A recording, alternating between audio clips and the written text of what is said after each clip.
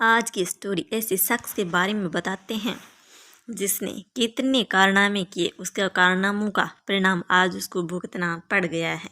वो ऐसे शख्स हैं गैंग ऑफ शेखावाटी राजू ठेठ। आज राजू ठेठ की हत्या दिन दहाड़े कर दी गई है। गैंगस्टर आनंद पाल बलबीर बानुड़ा के साथियों का पुराना बदला आज पूरा हो चुका है। आतंकी दुनिया में राजू ठेठ की एंट्री 1995 से होती हैं, जब बीजेपी की भैरू सिंह की सरकार हवा में झूल रही थी और राजस्थान में राष्ट्रपति शासन लागू था। इनकी कहानी बहुत पुरानी है, आपको विस्तार से बताएंगे। चैनल पर बने रहिए। गैंगस्टर आनंदपाल सिंह के आरोपी बनने से पहले ही राजू ठेठ का आतंक था। भले ही सिंह अब नहीं रहे, लेकिन ठेठ का नाम अभी भी राजस्थान के जबरन वसूली और अन्य अपराधों के लिए इस्तेमाल किया जाता है। आतंक की दुनिया में राजू ठेठ की एंट्री और हत्या को समझने के लिए आइए करीब 25 साल पीछे चलते हैं। 1995 में जब भैरू सिंह की सरकार थी, राजस्थान में राष्ट्रपति शासन लागू था। सीकर जिले का एसके कॉलेज के शेखावाटी की राजनीति का केंद्र हुआ करता था। इस कॉलेज में बीजेपी के छात्र संगठन एबीवीपी के कार्यकर्ता गोपाल फोगट का बहुत ही दबदबा था। फोगट को शराब के कारोबार से जुड़ा हुआ था। राजू ठेठ ने फोगट से हाथ मिलाया और शराब के धंधे में भी उतर गया। फिर उसकी मुलाकात बलबीर बानुड़ा से होती है। साल 1998 में बानुड़ा और ठेठ मिलकर सीकर में भेवाराम हत्याकांड को अंजाम देते हैं। इसी के साथ शेखावाटी में गैंगवार शुरू हो जाती है। 1998 से लेकर 2004 तक दोनों अपराधियों ने शेखावाटी के क्षेत्र में आतंक को कायम बनाए रखा। वर्ष 2004 में वसुंधरा राज्य सरकार के तहत राजस्थान में शराब के ठेकों के लिए एक लॉटरी निकलती है, जिसमें जीण माता इलाके में शराब का ठेका राजू ठेठ और बलबीर बानुड़ा को मिलता है। दोनों ने शराब की दुकान चलाने की जिम्मेदारी बलबीर बानुड़ा के साले विजयपाल को दी।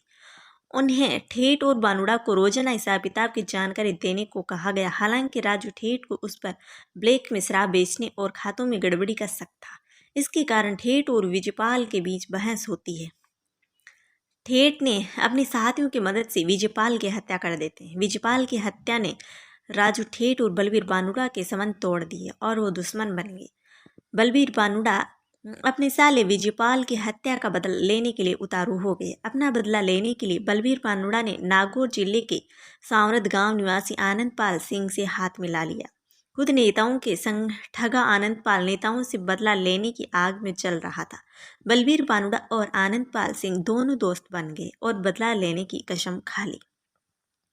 जून 2006 में ठेठ के समर्थक गोपाल फोगाट को मारने की योजना बनाई और योजना को अंजाम दिया गया। सालों तक दोनों गिरह पुलिस की लुका छुपी का खेल खेलते रहे और वारदातों को अंजाम देते रहे। 26 जनवरी 2013 को जब पूरे देश गणतंत्र दिवस के रंग में डूबा हुआ था, तब बानुड़ा के खास दोस्त सुभाष बराल ने सीकर जेल में बंद राजू ठेठ पर हमला किया, लेकिन वह बच गया। हमले के बाद राजू ठेठ के गले में गोली अटक गई, वो आज तक भी उसके गले में ही थी। फिर राजू ठेठ ओम प्रकाश को और उसका छोटा भाई ओमा है उसको अपनी कमान संभाल देता है। इस बीच आनंदपाल और बलबीर बानुड़ा बीकानेर जेल में बंद थे। संयोग से उस समय ओमा ठेठ के साले और जय प्रकाश और राम प्रकाश उसी जेल में थे। उन्होंने 24 जुलाई 2014 को बलबीर बानुड़ा और आनंदपाल पर हमला किया, जबकि आनंदपाल बच गया। बलबीर बानुड़ा मारा गया। हालांकि दोनों गिरोह अब एक दूसरे को मारने के लिए दृढ़ निश्चय कर चुके थे। 2017 में आनंदपाल एक पुलिस के एनकाउंटर में मारा गया।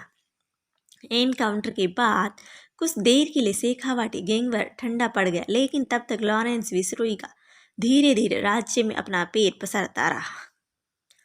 2022 में ठेठ को पैरोल दी गई। 3 दिसंबर को उसकी गोली मारकर हत्या कर दी गई। रोहित गोदारा के एक अपराधी ने हत्या की जिम्मेदारी ली है। आनंदपाल और बलबीर बानुड़ा की हत्या का बदला लेने की बात करते हुए रोहित गोदारा ने लिखा है, मैं हत्या की जिम्मेदारी लेता हूँ, बदला पूरा हो गया है। उन्होंने फेसबुक पे लिखा है।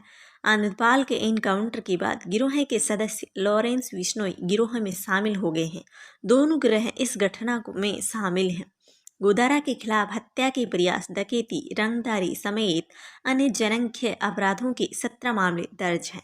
राजू पर करीब 1 दर्जन राउंड फायर किए गए, उनमें से उसके 3 गोलियां लगी और अन्य शख्स था उसकी गोली लगी, वो भी मर गया। वो शख्स कौन था आनंदपाल राजू ठेठ सीकर में एक ही पीजी चलाता है, छात्राओं की पीजी चलाता है। उसमें एक छात्रा से मिलने के लिए उसके मम्मी पापा आए हुए थे, तो वो बाहर गेट पे खड़े थे अपनी छात्रा का इंतज़ार करते हुए। इस गैंग ने उस पर भी गोली बरसा दी, तो वो आदमी भी मारा गया, जो कि इस हॉस्टल में रहने वाली छात्रा का पिता था। इस प्रकार से कुल दो, एक राजू ठेठ और एक वो छात्रा का पापा, उसकी छात्रा सीएलसी में कोचिंग ले रही थी। सीकर में आसपास के दूर दूर के लोग कोचिंग करने के लिए आए, कोई मेडिकल कोचिंग तो कोई अन्य कोचिंग लेने के लिए आते हैं। इस प्रकार से कुल मिलाकर 2 लोगों की मृत्यु हो चुकी है।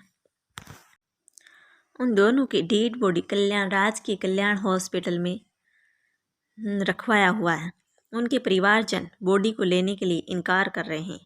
फिर ये जो आतंकवादी जो 4 लोग थे, गैंगवार थे, ये चारों गैंगवार प्रिंस स्कूल के पास से एक ऑल्टो कार को अपने हथियारों के दम पे छीनते हैं, उसको लेकर के भाग जाते हैं।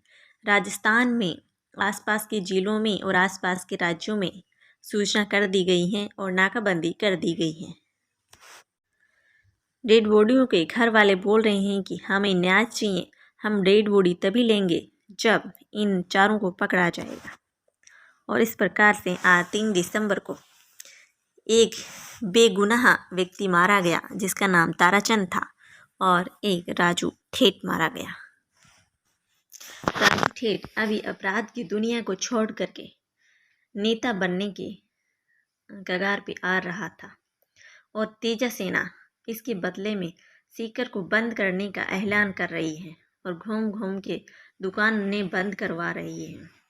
राजू ठेठ अब राजनीति की दुनिया में आना चाहता था और अपनी गैंगवार या अपराधी की दुनिया को छोड़ना चाहता था। आज 3 दिसंबर को उसकी मृत्यु हो गई है।